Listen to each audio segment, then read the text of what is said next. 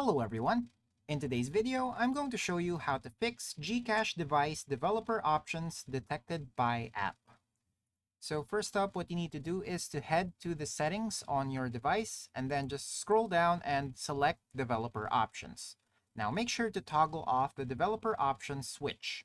Then restart your device after disabling the developer options. This is to ensure that the changes will take effect.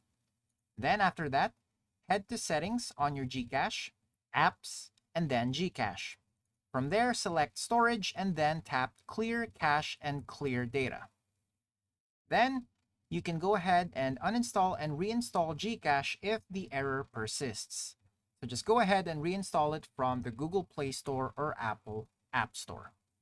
Now, also, it's worth making sure that no third-party apps like VPNs, root apps, or security tools are interfering with GCash.